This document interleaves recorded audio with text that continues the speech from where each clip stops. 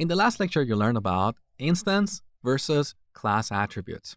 We have the same concept around the methods that we define in a class. So we have instance method as well as class methods. In this example, both these methods that we have defined in the point class are instance methods. So we can call them using an instance of the point class, using an object. Generally speaking, you use these instance methods whenever we need an object reference. For example, when drawing a point, we really need to work with a specific point object.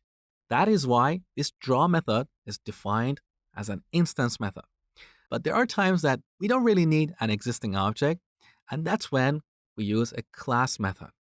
For example, let's say in our program, there are a lot of cases where we want to create a point with these initial values, 0 and 0. This is one way to create a point object, and that's perfectly fine. But we can come up with a different way to create a point object with these values, like this. Point, so note that I'm using a class reference, then dot 0. In this case, 0 is a method that is defined at the class level, and when we call it, it will return a point object initialized with these values. So we can get this point object and assign it to this point variable. Now, in this example, we refer to this 0 method as a factory method because it's like a factory. It creates a new object. Now, this example is pretty basic. Creating a 0 point with these initial values is not a big deal. But there are times that initializing an object can be pretty complex. So every time you want to create an object of a given type, you might have to pass some magical values here, and you might have to repeat this in several places in your program.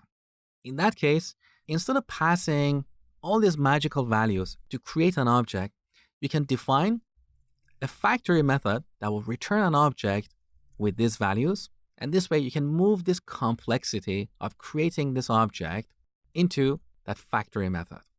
Okay, so let's delete what we have on line 10 and see how we can define a method at the class level. So back to our point class, we define a method, call it 0, and call its first parameter CLS, which is short for class. Again, this is purely convention. We can call this anything, but by convention, whenever we define a class method, we call its first parameter CLS. And as you can guess, this is a reference to the class itself. So here we're not working with a point object or a point instance. Now, to make this method a class method, we need to decorate it with something like this. @class method. This is what we call a decorator, and it's a way to extend the behavior of a method or a function. We'll look at decorators and how they work internally later in this section. So, this is all you have to do to create a class method in Python. Now, in this class method, we have a reference to our class.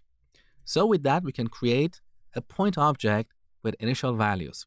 So we call CLS and give it these initial values. This is exactly like calling point of 0 and 0. The difference is that if we use CLS, at runtime, when we call the 0 method, Python interpreter will automatically pass a reference to the point class to this 0 method. Okay? So we create a point object and then return it. Save the changes. Now, when we run the program, we get a point with these initial values.